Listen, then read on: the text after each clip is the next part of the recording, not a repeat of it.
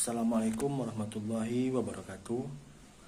Perkenalkan, nama saya Muhammad Bayu Pranata, NIM 104 200007. Saya berasal dari Kabupaten Batanghari. Di sini saya membuat video untuk memenuhi tugas mata kuliah Hukum Acara Pidana. Langsung saja. Di sini terdapat beberapa pertanyaan mengenai tugas saya. Yang pertama, pengertian, fungsi, tujuan, dan sifat hukum acara pidana. Yang pertama, pengertian hukum acara pidana. Hukum pidana merupakan keseluruhan peraturan yang menentukan perbuatan yang dilarang serta menentukan hukuman apa yang dapat dijatuhkan kepada terhadap yang melakukannya. Yang kedua, fungsi hukum acara pidana. Fungsi hukum acara pidana memiliki dua fungsi, yakni fungsi represif dan fungsi preventif. Fungsi represif adalah tindakan yang dilakukan setelah atau perbuatan peristiwa terjadi. Sedangkan fungsi preventif adalah fungsi yang dilakukan untuk mencegah terjadinya sebuah tindak pidana, sehingga diharapkan mengurangi tindak kejahatan. 3. Tujuan hukum acara pidana.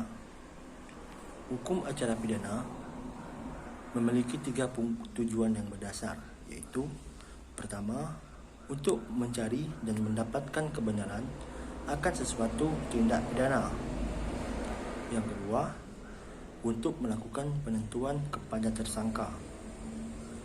Ketiga, untuk melakukan pemeriksaan dan penjatuhan putusan kepada terdakwa di persidangan.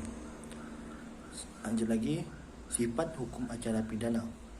Hukum acara pidana merupakan bagian dari hukum publik yang esensinya mempertahankan hukum pada materi.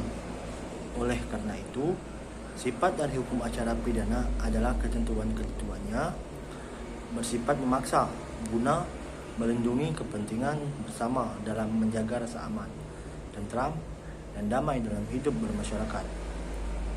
Lanjut ke soal yang kedua, subjek dan objek hukum acara pidana. Subjek dan hukum acara pidana adalah segala sesuatu yang kepadanya dapat menanggung hak dan kewajiban.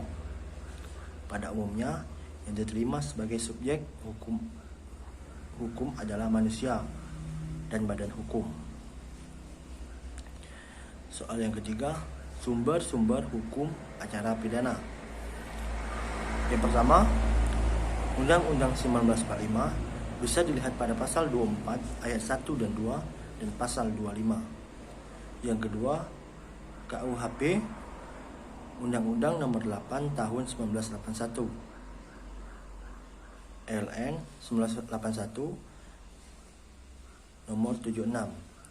Yang ketiga, Undang-Undang Pokok Kekuasaan Kehakiman Undang-Undang Nomor 14 Tahun 1970 LN 1970 Nomor 74. Yang keempat, Peraturan Pemerintah Nomor 27 Tahun 1983 tentang pelaksanaan Kitab Undang-Undang Hukum Acara Pidana. Yang kelima, Undang-Undang Nomor 5 Tahun 1986 tentang Mahkamah Agung. Lanjut ke soal yang keempat, asas-asas hukum acara pidana. Terdapat 4 asas hukum acara pidana, yaitu asas legalitas, asas diferensiasi fungsional, ketiga asas lex scripta. Lanjut ke soalan yang terakhir, ilmu pembantu dalam hukum acara pidana.